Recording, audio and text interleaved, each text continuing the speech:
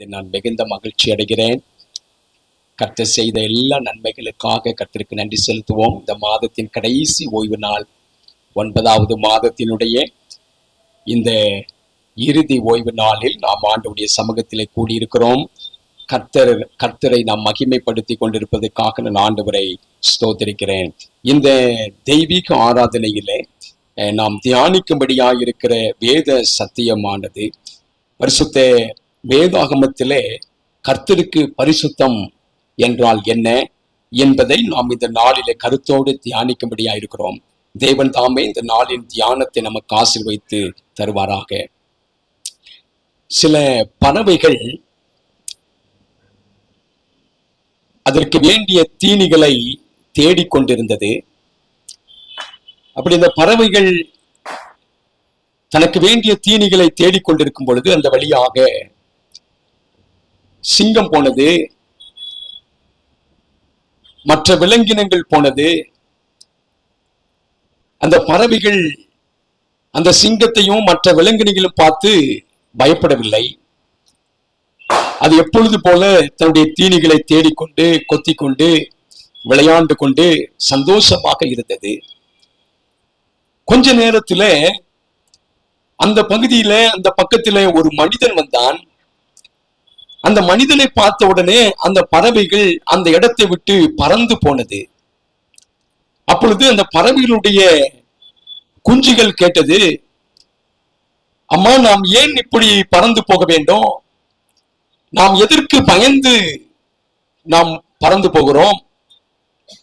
நாம் தீனி தேடிக்கொண்டிருக்கும் போது சிங்கம் வந்தது, நாம் பறக்கவில்லை. மற்ற விலங்கினங்கள் எல்லாம் வந்தது, நாம் அதை கண்டு பயப்படவில்லை. நாம் நமக்கு வேண்டிய தீனிகளை தேடிக்கொண்டும் விளையாண்டு கொண்டும் சந்தோஷமாக இருந்தோம். ஆனால் ஒரு மனிதனை பார்த்த உடனே நாம் ஏன் பயந்து ஓடுகிறோம், பறக்கிறோம் என்று அந்த பறவையினுடைய குஞ்சுகள் கேட்டது. அப்பொழுது தாய் பறவை சொன்னது, மற்ற பயங்கரமான விலங்கினர்கள் கூட நாம் பார்த்து பயப்பட வேண்டிய அவசியம் இல்லை, அவைகளை பற்றி நமக்கு நன்றாக தெரியும். ஆனால் இந்த மனிதனை பற்றி நமக்கு எதுவுமே தெரியாது. அவன் எப்பொழுது நமக்கு ஆபத்தை விளைவிப்பான், அவன் எப்பொழுது நல்லவனாயிருப்பான், எப்பொழுது கெட்டவனாயிருப்பான் என்று நமக்கு தெரியாது. ஆகினாலே இந்த மனிதர்களை பார்த்தால் மட்டும் நாம் என்ன செய்கிறோம்? பயந்து நாம் பறந்து போகிறோம். ஆனால் மற்ற விலங்கினர்கள் எதற்கும் நாம் அப்படி என்ன செய்வதில்லை, பயந்து போவதில்லை என்று அந்த தாய் பறவை அந்த பறவையின் குஞ்சுகளுக்கு சொல்லிக் கொடுத்தது. அந்த குஞ்சு பறவைகள் ரொம்ப ஆச்சரியமாக அதை கேட்டுக்கொண்டே இருந்ததா. எனக்கு அன்பான தேவனுடைய பிள்ளைகளே, இந்த உலகத்தில எவ்வளவு கொடுமையான விலங்கினங்கள் இருந்தாலும் இந்த உலகத்தில் மிக பயப்படக்கூடிய ஒருவர் யார் என்றால் மனிதர்கள் தான். மிகவும் பயப்படக்கூடியவர்கள். அவர்கள் என்ன செய்வார்கள், எப்படி இருப்பார்கள் என்றே என்ன செய்ய முடியவில்லை, கணிக்க முடியாதவர்களாக இருக்கிறார்கள். அதனால் பரிசுத்த வேதத்திலே கர்த்தராகிய ஆண்டவர் சொல்லுகிறார், நான் பரிசுத்தராக இருக்கிறது போல நீங்களும் பரிசுத்தராயிருங்கள். வேதாகமத்திலே அநேக தடவை அதை நாம் சொல்லுவதை நாம் வாசிக்கிறோம். லேவியராகமம் 11வது அதிகாரம் 44வது வசனத்தை நான் வாசிக்கிறேன், கவனியுங்கள். நான் உங்கள் தேவனாகிய கர்த்தர், நான் உங்கள் தேவனாகிய கர்த்தர், நான் பரிசுத்தர், ஆகையால் தரையில் ஊறுகிற எந்த பிராணிகளிலும் உங்களை தீட்டுப்படுத்தாமல் உங்களை பரிசுத்தமாக்கிக் கொண்டு பரிசுத்தராய் இருப்பீர்களாக ஆண்டவர் சொல்லுகிறார். நீங்கள் பரிசுத்தமாய் இருக்க வேண்டும் என்று சொல்லுகிறார். ஏனென்றால் கர்த்தர் பரிசுத்தர். எனக்கு ஒரு கேள்வி என்னவென்றால், நம்முடைய தேவன் பரிசுத்தராய் இருக்கிறார் என்றால் நாமும் பரிசுத்தராய் இருக்க வேண்டும் என்று பரிசுத்த வேதம் நமக்கு பரிந்துரை செய்கிறது. அப்படியானால் பரிசுத்தம் என்றால் என்ன? பரிசுத்தத்தின் அளவுதான் என்ன? எவ்வளவு பரிசுத்தமாக இருக்க வேண்டும் என்ற கேள்வி இன்னைக்கு அநேக கிறிஸ்தவர்களுக்கு இருப்பதை நாம் பார்க்கிறோம். லேவியராகமம் 19:2 வாசிப்போம். மறுபடியும் கர்த்தர் சொல்லுகிறார், நீ இஸ்ரவேல் புத்திரரின் சபை அனைத்தோடும் சொல்ல வேண்டியது என்னவென்றால், இஸ்ரவேல் புத்திரரின் சபை அனைத்தோடும் சொல்ல வேண்டியது என்னவென்றால், உங்கள் தேவனும் கர்த்தருமாகிய நான் பரிசுத்தர், கர்த்தருமாகிய நான் பரிசுத்தர், ஆகையால் நீங்களும் பரிசுத்தராயிருங்கள், ஆகையால் நீங்களும் பரிசுத்தராயிருங்கள், ஆதலால் நீங்கள் உங்களை பரிசுத்தப்படுத்தி பரிசுத்தராயிருங்கள், ஆதலால் நீங்கள் உங்களை பரிசுத்தப்படுத்தி பரிசுத்தராயிருங்கள், நான் உங்கள் தேவனாகிய கர்த்தர். தேவனாகிய கர்த்தர். கர்த்தர் பரிசுத்தராயிருக்கிறார், ஆகையால் நாமும் பரிசுத்தமாக இருக்க வேண்டும். இப்போ ஆண்டவருடைய பரிசுத்தம் என்றால் என்ன? நாம் எப்படி அவரை போல பரிசுத்தமாக இருக்க முடிகிறது? அநேக வசனங்கள் நான் பரிசுத்தர், ஆகினால் நீங்களும் பரிசுத்தராய் இருங்கள் என்று தேவன் திரும்ப திரும்ப பரிசுத்த வேதத்தில் சொல்வதை நாம் கவனிக்கப்படும். லேவியராகமம் 20வது அதிகாரத்திலே 26வது வசனத்துல வாசிக்கிறோம். லேவியராகமம் 21வது அதிகாரம் 8வது வசனத்திலே நாம் வாசிக்கிறோம்.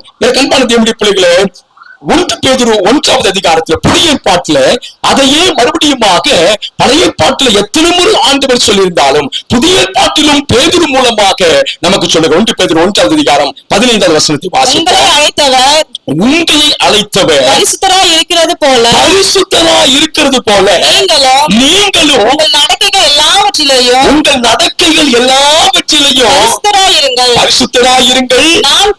நான் பரிசுத்தர், ஆகையால் நீங்களும் பரிசுத்தராய் இருங்கள் என்று எழுதியிருக்கிறது. நீங்களும் பரிசுத்தராய் இருங்கள் என்று எழுதியிருக்கிறதே. இப்போ திரும்ப திரும்ப இந்த வசனங்களை நாம் வாசிக்கும் பொழுது, ஆண்டவரே நாங்கள் எப்படி உம்மை போல பரிசுத்தமாக இருப்பது? அது மாத்திரமல்ல, நீங்கள் கர்த்தருடைய வேதத்தை வாசித்து பார்ப்பீர்களானால் மத்தேயு சுவிசேஷத்திலே ஆண்டவராய் இயேசு கிறிஸ்து விதமாக சொல்லுகிறார். மத்தேயு 5வது அதிகாரம் 48வது வசனத்தை வாசிக்கும் பொழுது, அவர் பரிசுத்தர் மாத்திரமல்ல, அவர் பரிசுத்தராக இருக்கிறது போல நாமும் பரிசுத்தமாக இருக்கிறது மாத்திரமல்ல. மத்தேயு 5:48 வாசிப்போம். ஆகையால் பரலோகத்தில் இருக்கிற உங்கள் பிதா பூரண சற்குணராய் இருக்கிறது போல நீங்களும் பூரண சற்குணராய் இருக்க கடவீர்கள். இப்பொழுது ஆண்டவருடைய பிள்ளைகளுக்கு ஒரு கேள்வி திரும்ப திரும்ப வருகிறது. அவர் பரிசுத்தராய் இருக்கிறது போல நாமும் பரிசுத்தமா இருக்க வேண்டும். அவர் பூரண சற்குணராய் இருக்கிறது போல நாமும் பூரண சற்குணராய் இருக்க வேண்டும் என்றால் என்னத்தை வைத்து நாம் அவருக்கு ஒப்பிட்டு சொல்ல முடியும்? எதை வைத்து நாம் அவருக்கு நிகராக பரிசுத்தமோ அவருக்கு நிகராக பூரண சற்குணராக இருக்க முடியும்? எனக்கு ரொம்ப ஆச்சரியமாக இருக்கிறது. எனக்கு அன்பான தேவனுடைய பிள்ளைகளே, நாம் எவ்வளவுதான் நன்மைகள் செய்தாலும், எவ்வளவு நற்கிரிகள் நம்முடைய காணப்பட்டாலும், அதற்கு என்ன அளவை ஆண்டவர் வைத்திருக்கிறார்? இதெல்லாம் நீங்கள் செய்தால், இப்படி எப்படி நீங்கள் வாழ்ந்தால் நீங்கள் எனக்கு பரிசுத்தர், நீங்கள் பூரண சற்குணராக இருக்க வேண்டுமானால் இன்னென்ன காரியங்களை செய்ய வேண்டும் என்று அவர் நமக்கு வகுத்து சொல்லியிருப்பார்கள் என்று சொன்னால், வேதத்தை முழுவதும் நாம் வாசித்து எவ்வளவு பரிசுத்தமாக இருக்க முடியும், எவ்வளவு சற்குணராக இருக்க முடியும் என்று சொன்னால் எனக்கு ரொம்ப ஆச்சரியமாக இருக்கிறது. இன்றைக்கு அநேகருடைய கேள்வியும் அதுவாகத்தான் இருக்கிறது. கர்த்தர் பரிசுத்தராக இருக்கிறது போல நாங்களும் பரிசுத்தராக இருக்க வேண்டும் என்றால் என்ன? அவர் சற்குணராக இருக்கிறது போல நாங்களும் சற்குணமாக இருக்க வேண்டும் என்றால் என்ன? ஆச்சரியமாக இருக்கிறது. கர்த்தர் பரிசுத்தர் என்றால் என்ன? நான் பரிசுத்தர், நீங்களும் பரிசுத்தராக இருங்கள் என்றால் என்ன? பூரண சற்குணம் என்றால் என்ன? அது விசுவாசத்தினால் வருகிறதா அல்லது கிரியையினாலே நாம் பரிசுத்தமாக்கப்படுகிறோமா அல்லது பூரண சற்குணர் ஆக்கப்படுகிறோமா என்பது இந்த நாளில் நாம் சிந்திக்க வேண்டிய மிக மிக அவசியமான சத்தியமாக இருக்கிறது. தேவனுடைய பிள்ளைகளே, பரிசுத்த வேதாகமத்திலே 7 காரியங்கள் கர்த்தருக்கு பரிசுத்தம் என்று சொல்லப்பட்டிருக்கிறது. முதலாவதாக நம்முடைய தேவனாகிய கர்த்தர் பரிசுத்தராக இருக்கிறார். வேதம் முழுவதிலும் நாம் வாசிக்கும் பொழுது கர்த்தர் பரிசுத்தர், கர்த்தர் பரிசுத்தர், அவரை பரிசுத்த பரலோகத்திலே பரிசுத்தர் பரிசுத்தர் பரிசுத்தர் என்று ஓயாமல் அவரை துதித்துக் கொண்டிருக்கிறார்கள். நம்முடைய தேவனாகிய கர்த்தர் பரிசுத்தராக இருக்கிறார். இரண்டாவதாக, அந்த தேவனாகிய கர்த்தர் இந்த பூமியில தாம் வாசம் பண்ணும்படிக்கு ஆண்டவர் தம்முடைய பிள்ளைகளோடு பேச வேண்டும், தம்முடைய பிள்ளைகளை ஆசீர்வதிக்க வேண்டும் என்பதற்காக ஒரு பரிசுத்த கூடாரத்தை உண்டாக்கு என்று மோசேயை சொல்லியிருந்தார். அந்த பரிசுத்த கூடாரத்தை குறித்து வேதம் சொல்லுகிறது. அந்த தேவனுடைய கூடாரம் பரிசுத்த தேவனுடைய கூடாரம் என்று அழைக்கப்படுகிறது. உபாகம் 26வது அதிகாரம் 19வது வசனத்திலே வாசிக்கிறோம். பரலோகத்திலே கோடான கோடி தூதர்கள் இருக்கிறார்கள். அவர்கள் எல்லாரையும் தேவன் சிருஷ்டித்து உண்டு பண்ணி வைத்திருக்கிறார். அவர்கள் எல்லோரும் ஆண்டவருடைய வார்த்தைக்கு கீழ்ப்படிந்து இருக்கிறார்கள். அவர் என்ன சொல்லுகிறாரோ அதை செய்ய வேண்டும் என்று ஆவலோடு பரலோகத்திலே காத்து கொண்டிருக்கிற கோடான கோடி தூதர்கள் இருக்கிறார்கள். அந்த தேவ தூதர்களை குறித்து வேதம் சொல்லுகிறது, அவர்கள் எல்லோரும் பரிசுத்தராக இருக்கிறார்கள். லூக்காவின் சுவிசேஷம் 9வது அதிகாரம் 6வது வசனத்தில் வாசிக்கிறோம்.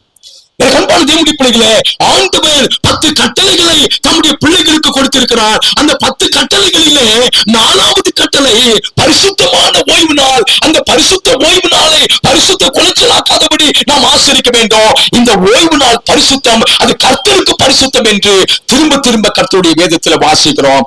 இந்த ஓய்வு நாள் பரிசுத்தம் என்று ஆதியாகமம் 2வது அதிகாரம் 3வது வசனத்திலேயே நமக்கு தேவன் கொடுத்திருக்கிறார்.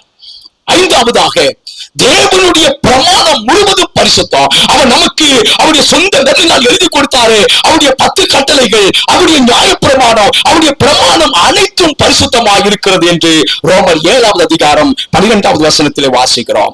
நாம் கர்த்தருக்கு காணிக்கை கொடுக்கிறோமே, அவருடைய சமூகத்திலே அவருக்கென்று, அவருடைய ஊழியத்திற்கென்று, அவருடைய நாம மகிமைப்படும்படியாக, அவரை கனப்படுத்தும்படியாக, அவருடைய கட்டளைக்கு இணங்க நாம் கர்த்தருக்கு காணிக்கை கொடுக்கிறோமே, அந்த காணிக்கை அத்தனையும் கர்த்தருக்கு பரிசுத்தம் என்று நாம் லேவியராகமம் 27வது அதிகாரம் 30, 31, 32வது வசனங்களிலே வாசிக்கிறோம்.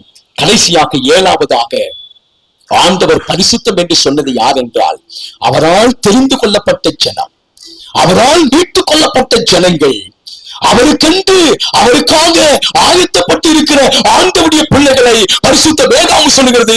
அவர்கள் கர்த்தருக்கு பரிசுத்தம், அவர்கள் பரிசுத்தமாக இருக்கிறார்கள். அவர்கள் ஆண்டவர் பரிசுத்தத்திற்காக அழைத்திருக்கிறார். இந்த உலகத்தில் இருந்து நம்மை பிரித்து எடுத்து பரிசுத்தமாக, பரிசுத்தருக்காக, பரிசுத்த நோக்கத்தோடு பரிசுத்தமாய் வாழ வேண்டும் என்பதற்காக தேவன் நம்மை முன் குறித்திருக்கிறார், நம்மை அழைத்திருக்கிறார். நம்மை ஆண்டவர் திருச்சபையிலே வைத்திருக்கிறார். யாத்திராம் 22வது அதிகாரம் 31வது வசனத்தை வாசிப்போம். நீங்கள் எனக்கு பரிசுத்த மனுஷராய் இருக்க கடவீர்கள். நீங்கள் எனக்கு பரிசுத்த மனுஷராய் இருக்க கடவீர்கள்.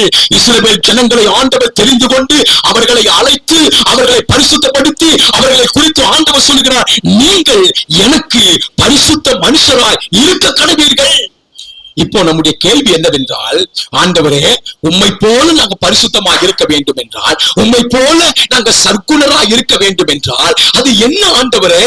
எதையெல்லாம் நாங்கள் செய்தால் நாங்கள் பரிசுத்தமாக இருப்போம், எதையெல்லாம் நாங்கள் செய்யவில்லை என்றால் நாங்கள் பரிசுத்தம் இல்லாதவர்களாய் காணப்படுவோம் என்று நீங்கள் வேதம் முழுவதும் வாசித்து பார்த்தால், எனக்கு அன்பான தேவனுடைய பிள்ளைகளே, இதை செய்ய வேண்டுங்கள், செய்யுங்கள், அதை செய்யாதிருங்கள், இதை செய்யுங்கள், அதை செய்யாதிருங்கள் என்று திரும்ப திரும்ப கர்த்தருடைய வேதத்தில் பார்க்க முடியும். அத்தனையும் நாம் செய்து நாம் ஆண்டவரை போல பரிசுத்தமாக இருக்க முடியுமா என்றால், இன்றைக்கு ஒரு பெரிய கேள்வி கிறிஸ்தவர்கள் மத்தியில் இருக்கிறது. ஆகினால அன்பான தேவனுடைய பிள்ளைகளே, இந்த நாளிலே ரொம்ப அருமையாக, ஆச்சரியமாக கர்த்தர் பரிசுத்தர், ஆகவே நாமும் பரிசுத்தமாக இருக்க வேண்டும். நம்முடைய தேவன் பூர்ண சற்குணராக இருக்கிறார், நாமும் பூர்ண சற்குணராக இருக்க வேண்டும் என்றால் என்ன என்பதை நாம் சிந்தித்துக் கொண்டிருக்கிறோம். 1 பேதுரு 2வது அதிகாரம் 9வது வசனத்தை நாம் வாசிப்போம்.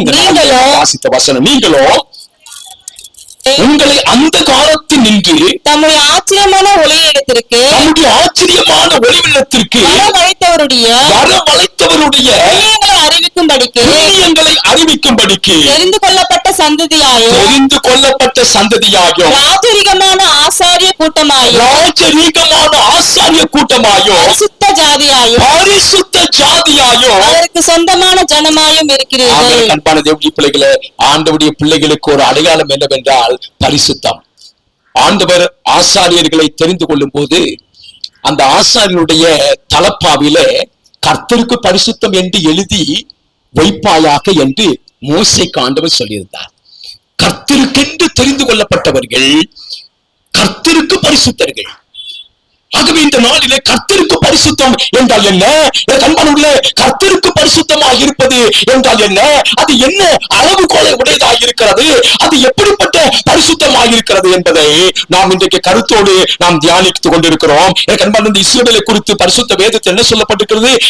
தமக்காக தெரிந்து கொள்ளப்பட்ட அந்த இஸ்ரவேல் ஜனங்களை குறித்து யாத்திராகமம் 19வது அதிகாரம் 6வது வசனத்தில் விதமாக நாம் வாசிக்கிறோம். நீங்கள் எனக்கு ஆசாரிய ராஜ்யமோ பரிசுத்த ஜாதியுமாய் இருப்பீர்கள் என்று இஸ்ரவேல் புத்திரரோடு சொல்ல வேண்டிய வார்த்தைகள் என்றார். இஸ்ரவேல் புத்திரனோடு சொல்ல வேண்டிய வார்த்தை, நீ கர்த்தருக்கென்று பரிசுத்தமான ஜாதியாய் இருக்க வேண்டும். கண்பான தேவனுடைய பிள்ளைகளை திரும்ப திரும்ப நாம் வேதத்தில் வாசிக்கும் பொழுது தேவனாகிய கர்த்தர் சொல்லுகிறார், நாம் தேவனுடையவர்கள், நாம் பரிசுத்தர்கள். எனக்கு அன்பான தேவனுடைய பிள்ளைகளை, நாம் ராஜரீக ஆசாரிய கூட்டமாயும் பரிசுத்த ஜாதியாயும் நாம் இருக்கிறோம்.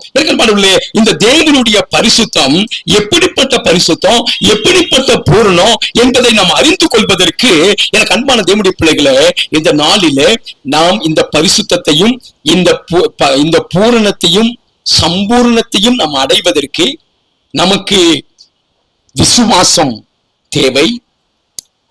விசுவாசம் இல்லாம நாம் என்ன செய்ய முடியாது? இந்த பரிசுத்தத்தையும் இந்த பூர்ண சற்குணத்தையும் நாம் அடைய முடியாது.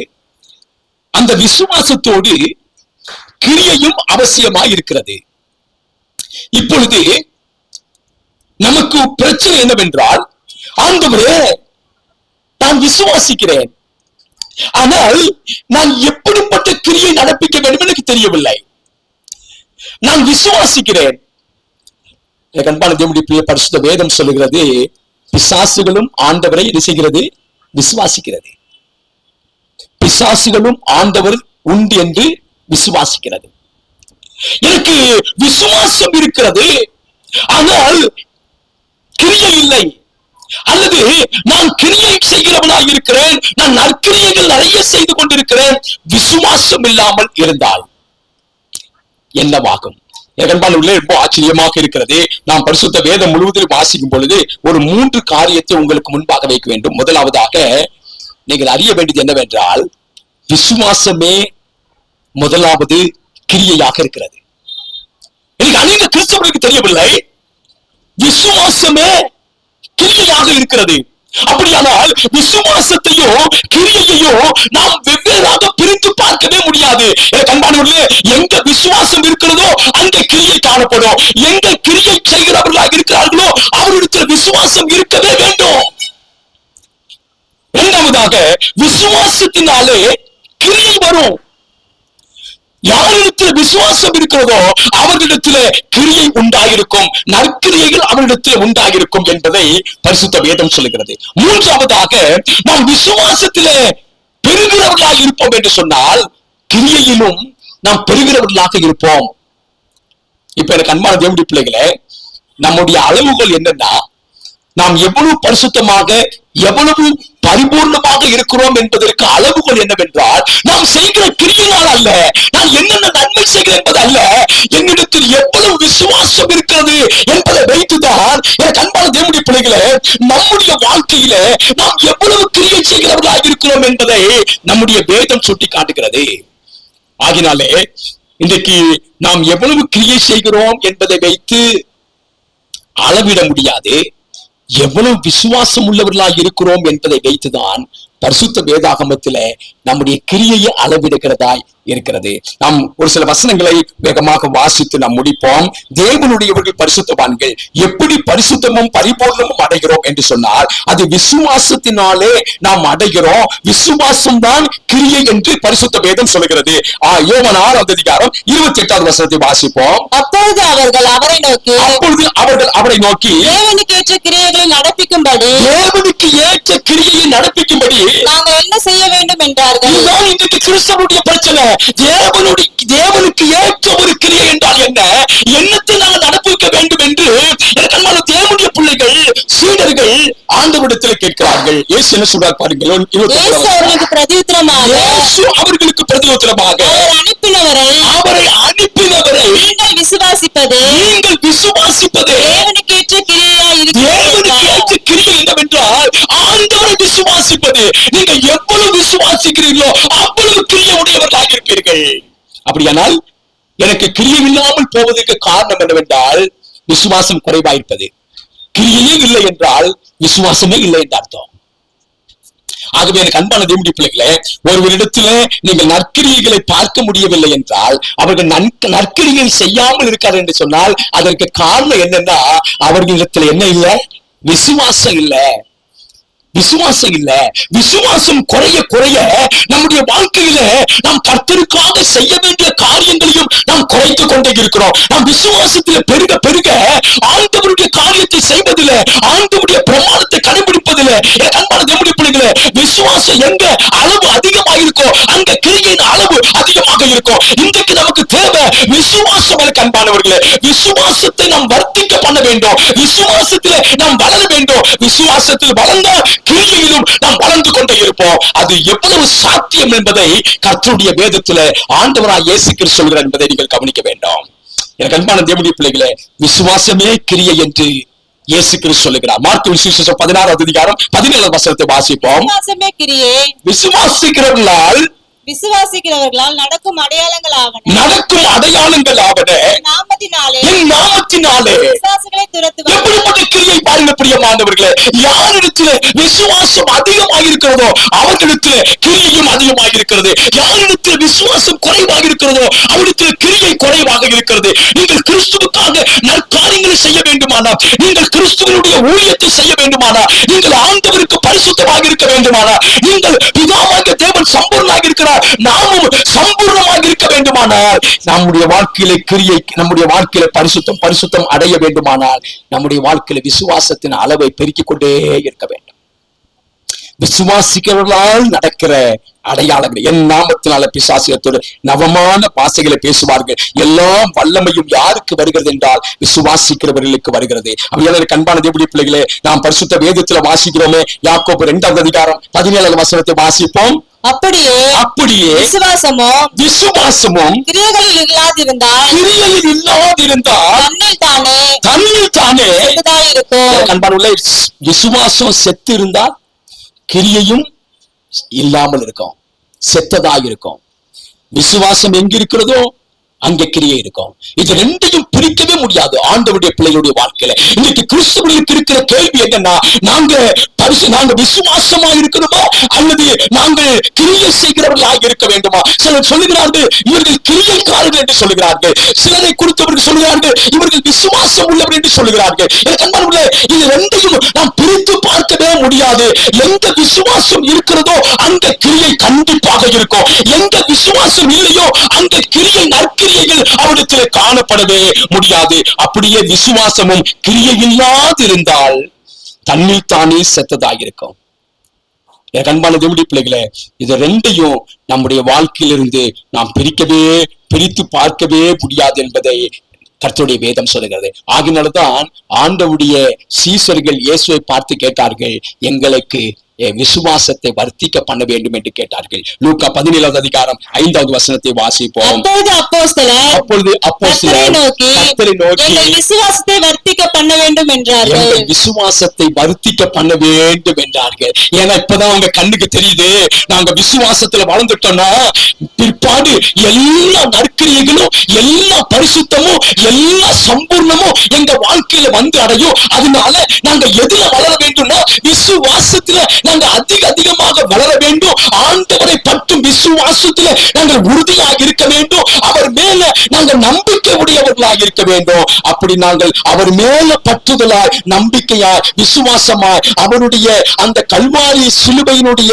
அந்த தியாகத்தை நினைத்து அவருடைய பரிசுத்தத்தை நாம் அடைந்து அவருடைய ரத்தத்தினால் மீட்கப்பட்டு அவரால் கழுவப்பட்டு அவரோடு கூட இருக்கிற அந்த பாக்கியத்தை நாம் பெற்றுக்கொண்டு அவரோடு சஞ்சரித்து, எனக்கு அன்பான தேவனுடைய பிள்ளைகளே, பரிசுத்த வேதாகமத்திலே பரிசுத்தமா இருந்த அல்லது நற்குணசாலிகளாய் பூர்ண சற்குணனாய் இருந்தவர்கள் வேதத்திலே அநேகரை குறித்து வேதம் சொல்லுகிறது.